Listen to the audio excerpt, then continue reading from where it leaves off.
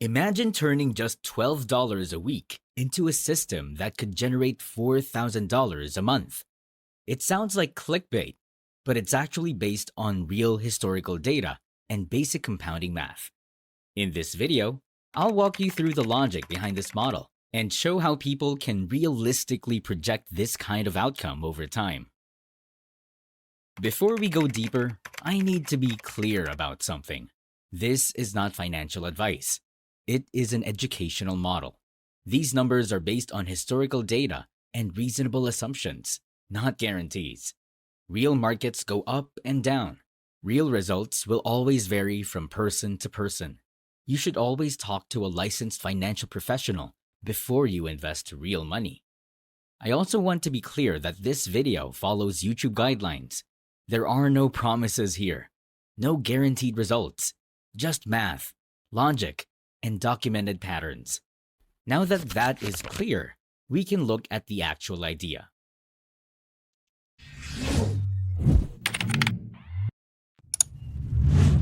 Chapter 1: Thesis and Data-Backed Hypothesis. Here is the core idea we are testing. If someone invests $12 every week, that adds up to $624 per year. If that money goes into a diversified dividend-focused portfolio and all dividends are reinvested, something interesting happens over time. Based on historical average returns and dividend yields, the account can realistically grow into a large balance after multiple decades. At that point, the dividends alone can reach a monthly income close to $4,000. This is a projection, not a promise. Chapter 2: Key Mechanics, Dividends, DRIP, Compounding, and Metrics to Watch. Now let's talk about how this actually works in simple terms. First are dividends. A dividend is a cash payment a company makes to its shareholders. If you own a stock, you get paid. It can happen quarterly, monthly, or sometimes yearly. Now here is where it gets interesting. Instead of taking the cash, you can reinvest it automatically. This is called DRIP, which stands for Dividend Reinvestment Plan. When you reinvest, the cash buys more shares. More shares mean more future dividends. Those new dividends then buy more shares again. This cycle repeats. That is compounding. Slow at first, but powerful over time. Next, we look at a few key numbers. One is dividend yield. This tells you how much cash a stock pays compared to its price. Another is dividend growth. This shows how fast the payments increase over time. A third is total return. That includes both stock price growth and dividends combined. These numbers matter because they shape the long-term outcome. Higher growth and steady reinvestment create the real engine of this model. Chapter 3: Candidate Portfolio and Selection Rationale Data-Driven. Now let's talk about the example portfolio used in this model. This is not a recommendation. It is just a real-world style sample to show how the math works. The first holding is a dividend-focused ETF called SEHD. This one is used because it spreads money across many stable dividend-paying companies. It adds instant diversification and lowers risk compared to single stocks. Next is NetEase. This company was added for growth. It has shown strong profit trends in the past and has a history of increasing its dividend. This gives the portfolio some upside potential. Then there is Morgan Stanley. This represents the financial sector. It was chosen because of consistent dividend increases and reliable business performance.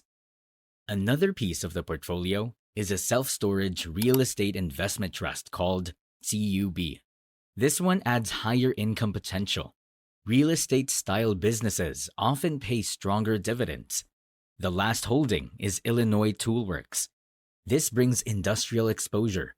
It is known for steady business operations and long-term dividend habits. Each of these was weighted equally in the model. That makes it simple. It balances growth and income. It also helps spread risk across different industries. Chapter 4. Math and Projection Model Walkthrough with Numbers and Assumptions. Now, let's walk through the actual math in a clear and simple way. The starting point is very small, $12 per week. That equals $624 invested per year. Over 30 years, the total cash added from your own pocket is only about $18,720. Now here is where the model assumptions matter. The portfolio is assumed to produce a mix of dividend income and price growth. The average dividend yield used in the model is a little over 3%. The dividend growth rate is assumed to be strong, based on historical numbers. The price growth is also based on long-term market averages. In the first year, the portfolio is very small. You only have the $624 you invested. By year 5, the model projects the account growing to a few $1,000s. This is mostly still your own money, plus a small boost from gains. By year 10, things start to move faster. The balance crosses into 5 figures. The reinvested dividends start to matter more. By year 20, the model projects a major acceleration. This is the stage where compounding becomes very visible. The balance jumps into a large 5-figure number moving towards 6 figures. By year 30, the projection shows the account reaching close to $600,000. This isn't because of massive deposits. It's because of time and compounding. At that point, the projected yearly dividend income reaches over $50,000 per year. That equals more than $4,000 per month. This is a model. It's not a guarantee. Chapter 5. Risks, Taxes, Traps, and Mitigation. Now we need to look at the real risks. No strategy is perfect. First, there is a risk of dividend traps. Some stocks show very high yields, but that's often because the stock price fell. When that happens, the dividend can get cut. That destroys the income plan. Next, there is concentration risk. If you invest in only one stock or one sector, your income depends on that single business. When that business struggles, your results suffer. There's also market risk. Markets crash, recessions happen, prices drop. This slows down growth, especially early in the journey. That's called sequence risk.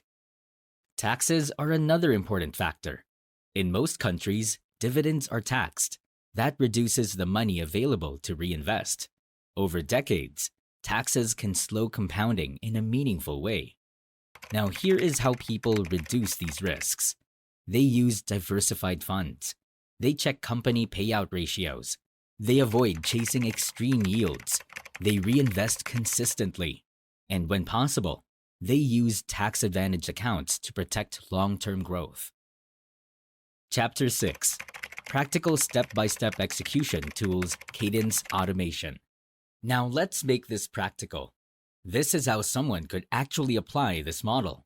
First, open an account with a regulated broker. Choose one that supports fractional shares. This matters because $12 per week is a small amount. Next, set up an automatic transfer from your bank. Make it happen every week.